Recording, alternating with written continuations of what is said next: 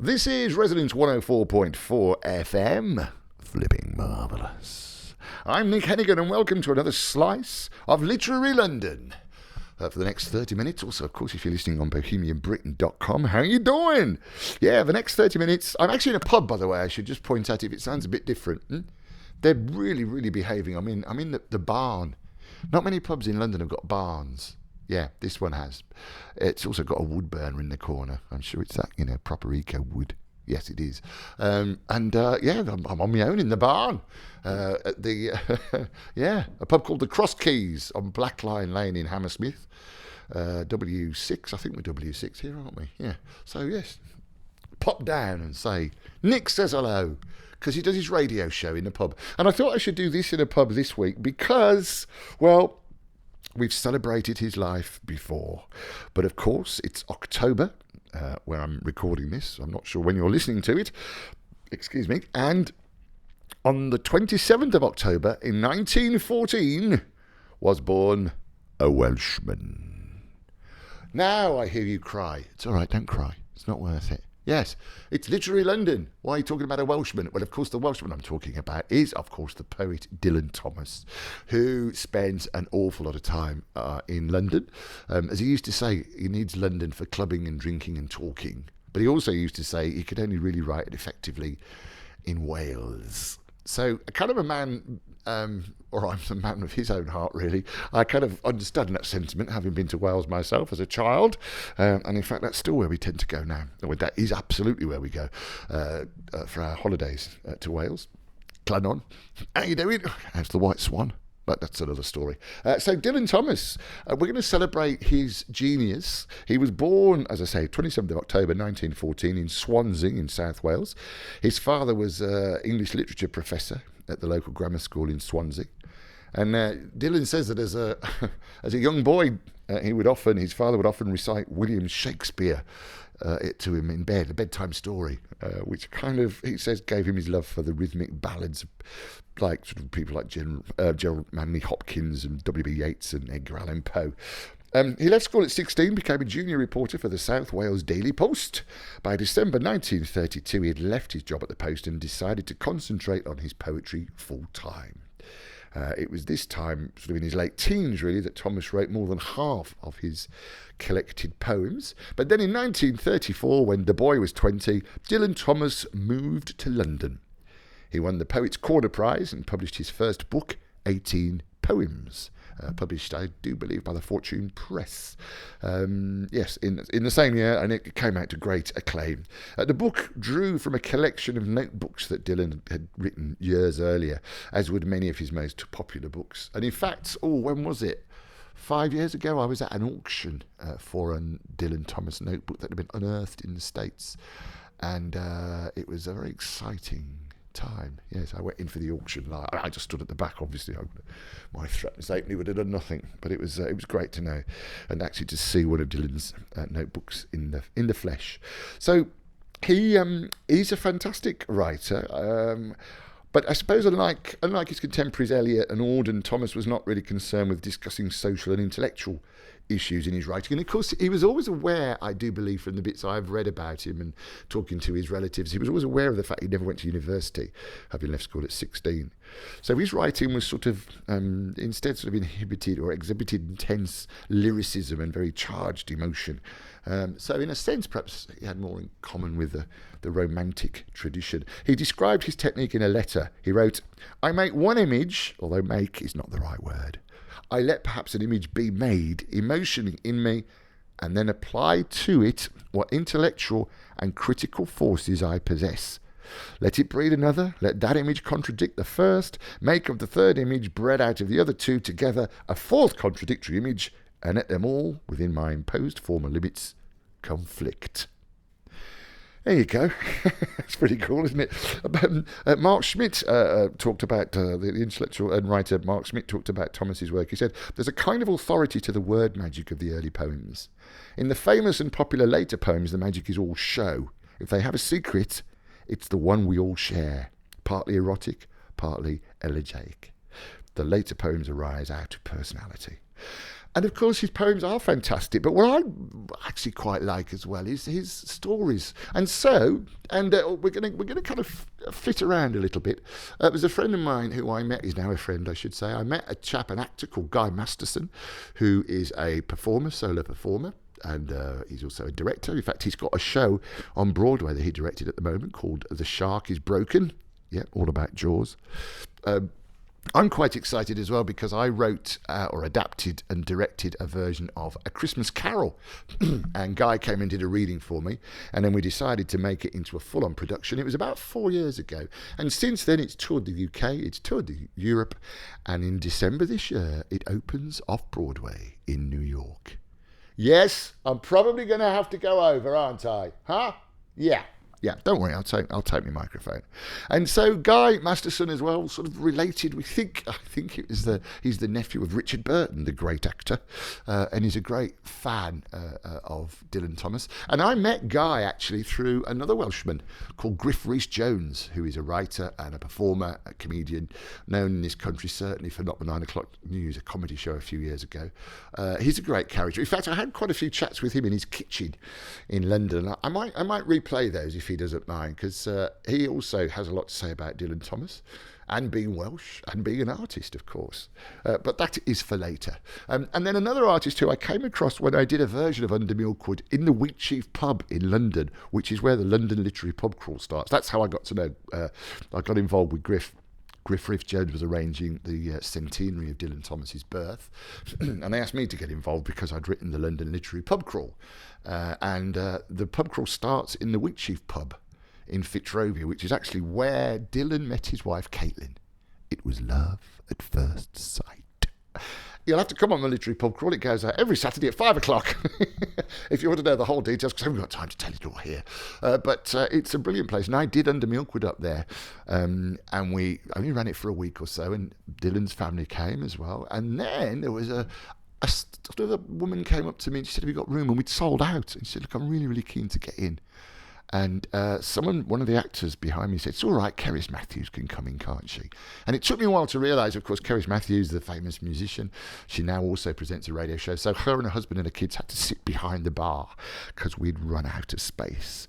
But she was very keen to see it because she's a Dylan Thomas fan. And listening to this, you'll understand why.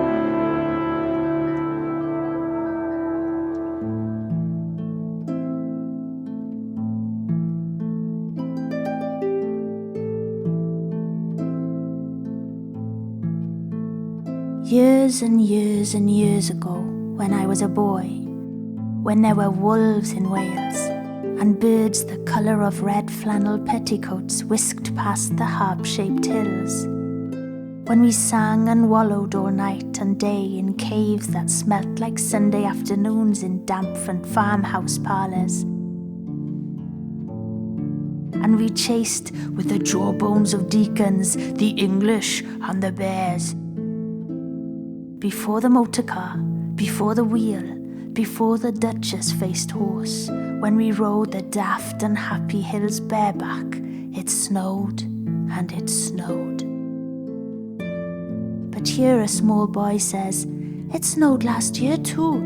I made a snowman, and my brother knocked it down, and I knocked my brother down, and then we had tea." But that was not the same snow, I say. Our snow was not only shaken from whitewash buckets down the sky, it came shoaling out of the ground and swam and drifted out of the arms and hands and bodies of the trees. Snow grew overnight on the roofs of the houses like a pure and grandfather moss, minutely white-ivied the walls and settled on the postman opening the gate, like a dumb, numb thunderstorm of white-torn Christmas cards. Were the postmen then too? With sprinkling eyes and wind-cherried noses, on spread, frozen feet, they crunched up to the doors and mittened on them manfully. But all that the children could hear was a ringing of bells. "You mean that the postman went rat-a-tat-tat and the doors rang?" "I mean that the bells that the children could hear were inside them. I only hear thunder sometimes, never bells. There were church bells too. Inside them? No, in the bat-black, snow-white belfries tugged by bishops and storks. And they rang their tidings over the bandaged town, over the frozen foam of the powder and ice cream hills, over the crackling sea. It seemed that all the churches boomed for joy under my window, and the weathercocks crew for Christmas on our fence. Get back to the postmen. They were just ordinary postmen, fond of walking and dogs and Christmas and the snow. They knocked on the doors with blue knuckles. "Ours has got a black knocker." And then they stood on the white welcome mat in the little drifted porches and huffed and puffed, making ghosts with their breath, and jogged from foot to foot like small boys wanted to go out. And then the presents after the Christmas box. And the cold postman, with a rose on his button nose, tingled down the tea-tray slithered run of the chilly glinting hill.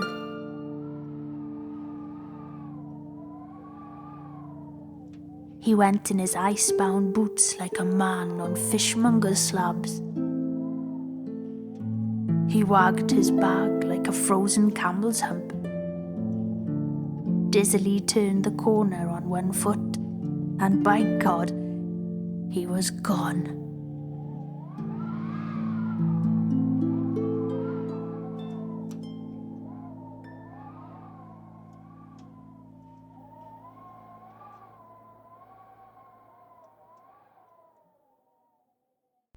Isn't that gorgeous? Cerys Matthews. And from Dylan Thomas's A Child's Christmas in Wales. I do love that. And it was Caitlin, I forget her name, on the harp. It's a lovely song, and I shall play that again, no doubt. I mean, it's a bit festive, but you get the idea, don't you? And so we're celebrating the life and times of Dylan Thomas on Resonance 104.4 FM.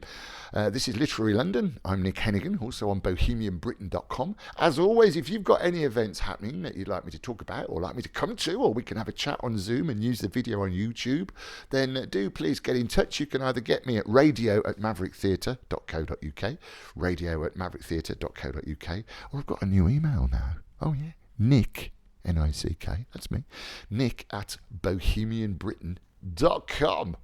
Yes, nick@bohemianbritain.com. So do get in touch. We also do occasional request shows. So if you've got a special person in your life, drop us a little email and tell us who it is. And if there's a particular song or a poem or a bit of music that you'd like playing for them, we'll do that too.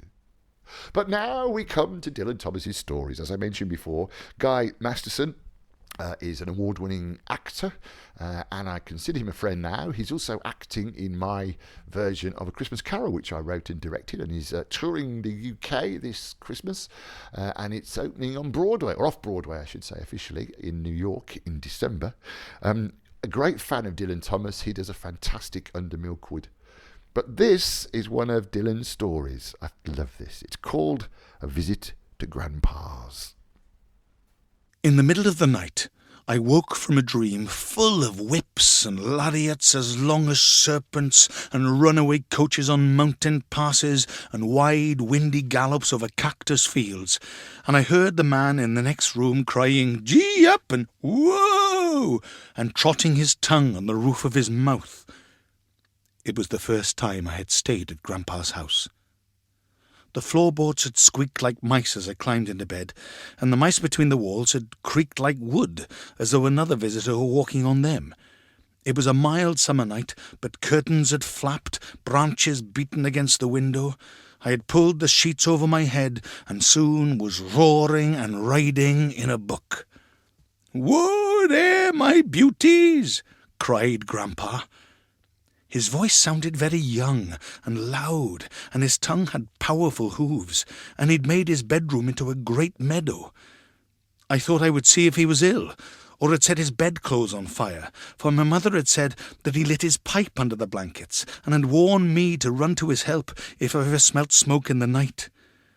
I went on tiptoe through the darkness to his bedroom door, brushing against the furniture and upsetting a candlestick with a thump.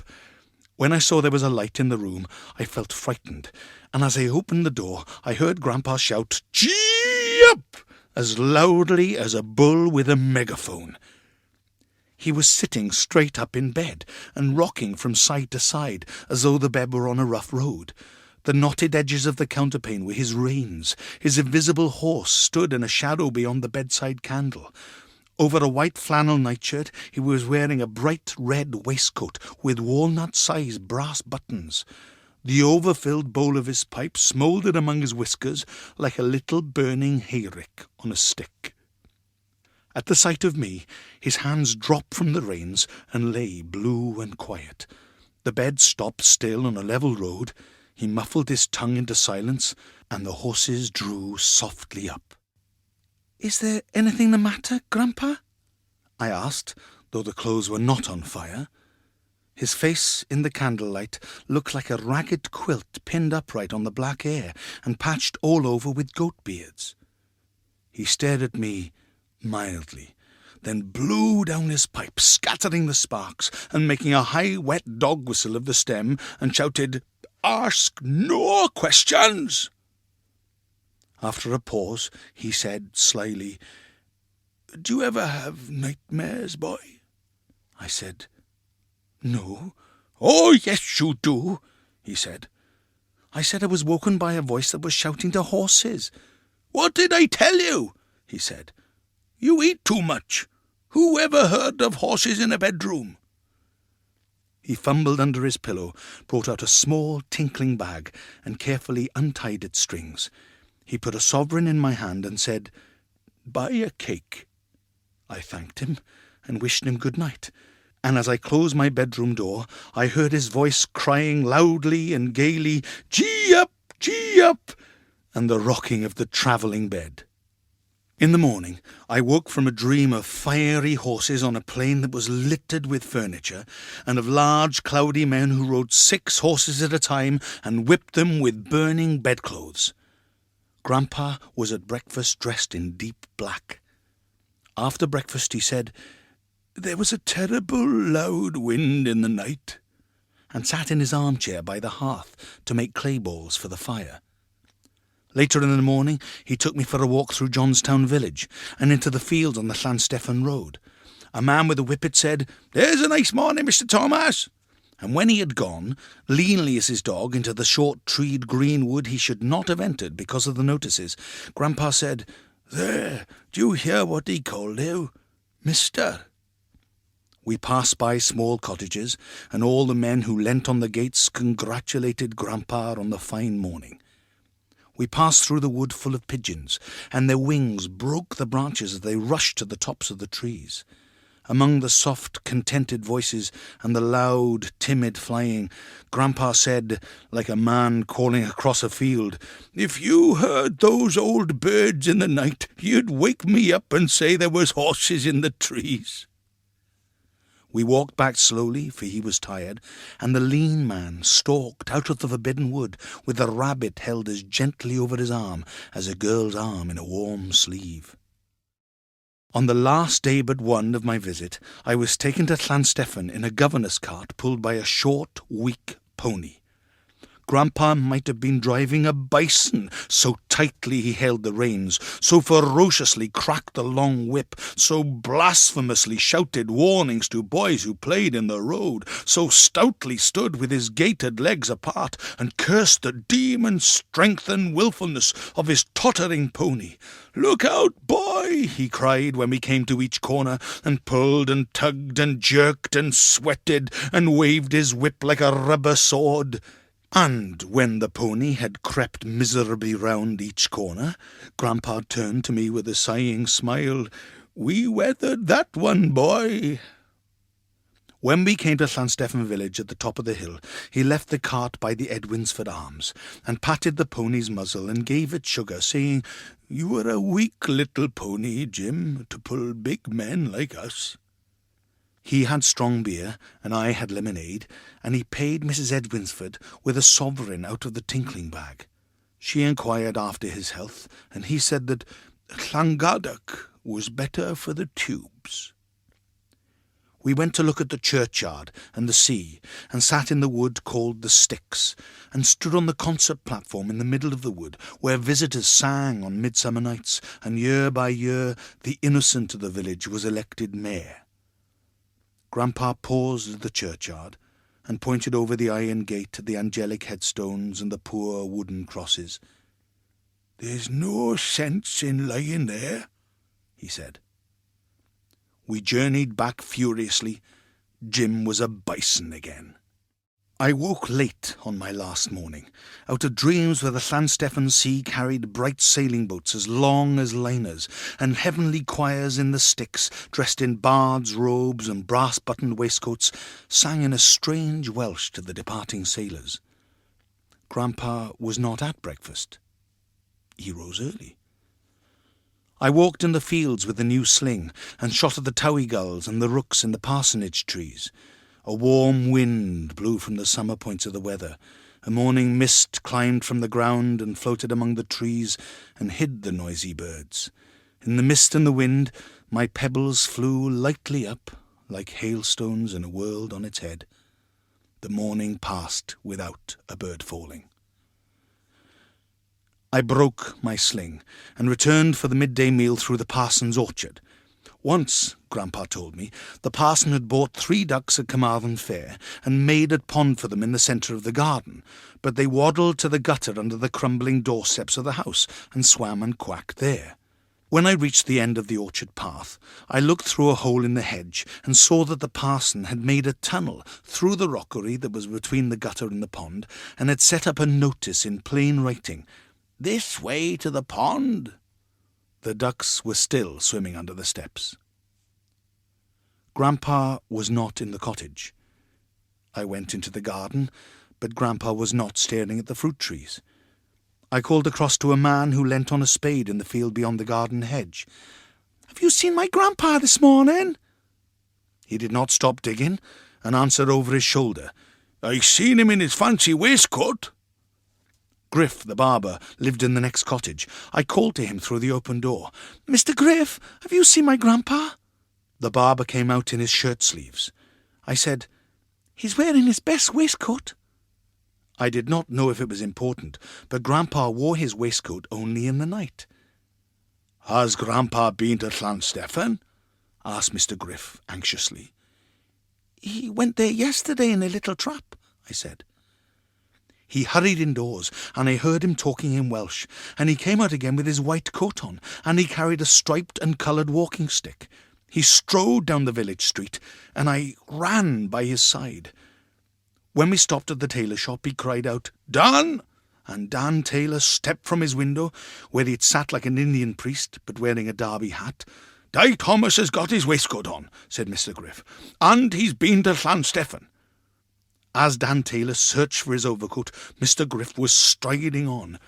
"Will Evans," he called outside the carpenter's shop, "Di Thomas has been to Llanstefan, and he's got his waistcoat on." "I'll tell Morgan now," said the carpenter's wife, out of the hammering, sawing darkness of the shop. We called at the butcher's shop and Mr. Price's house, and Mr. Griff repeated his message like a town crier. We gathered together in Johnstown Square. Dan Taylor had his bicycle, Mr. Price his pony trap, and Mr. Griff, the butcher, Morgan Carpenter, and I climbed into the shaking trap, and we trotted off toward Carmarthen town. The tailor led the way, ringing his bell as though there were a fire or a robbery, and an old woman at the gate of a cottage at the end of the street ran inside like a pelted hen. Another woman waved a bright handkerchief. "Where are we going?" I asked. Grandpa's neighbours were as solemn as old men with black hats and jackets on the outskirts of a fair. Mr. Griff shook his head and mourned, "I didn't expect this again from Di Thomas." "Not after the last time," said Mr. Price, sadly. We trotted on. We crept up Constitution Hill. We rattled down into Lamass Street, and the tailor still rang his bell, and a dog ran squealing in front of his wheels. As we clip-clopped over the cobbles that led down to the Towie Bridge, I remembered Grandpa's nightly, noisy journeys that rocked the bed and shook the walls, and I saw his gay waistcoat in a vision, and his patchwork head tufted and smiling in the candlelight. The tailor before us turned round on his saddle. His bicycle wobbled and skidded. "I see Di Thomas!" he cried. The trap rattled onto the bridge, and I saw Grandpa there. The buttons of his waistcoat shone in the sun. He wore his tight black Sunday trousers and a tall dusty hat I had seen in a cupboard in the attic, and he carried an ancient bag. He bowed to us. "Good morning, Mr. Price," he said, "and Mr. Griff, and Mr. Morgan, and Mr. Evans." To me he said, "Morning, boy." Mr. Griff pointed his coloured stick at him. "And what do you think you are doing on Carmarthen Bridge in the middle of the afternoon?" he said sternly, "with your best waistcoat and your old hat?" Grandpa did not answer, but inclined his face to the river wind so that his beard was set dancing and wagging as though he talked, and he watched the coracle men move like turtles on the shore. Mr. Griff raised his stunted barber's pole. "And where do you think you are going?" he said, "with your old black bag?" Grandpa said, "I am going to Llangadach to be buried." And he watched the coracle shells slip lightly into the water, and the gulls complain over the fish-filled water as bitterly as Mr. Price complained. "But you aren't dead yet, Di Thomas." For a moment Grandpa reflected, and then, "There's no sense in lying dead in Llanstefan," he said. "The ground is comfy in Llangadach. You can twitch your legs there without putting 'em in the sea." His neighbours moved close to him. "But you aren't dead, Mr. Thomas." "How can you be buried, then?" "Nobody's going to bury you in Llanstefan." "Come on home, Di Thomas." "Strong beer for tea?" "And cake." But Grandpa stood firmly on the bridge, and he clutched his ancient bag to his side, and he stared at the flowing river and the sky like a prophet who has no doubt. The brilliant guy Masterson, and that's our celebration of Dylan Thomas, and it's all we've got time for. Thanks for your company. I'm Nick Hennegan. This is Literary London on BohemianBritain.com and also on Resonance 104.4 FM.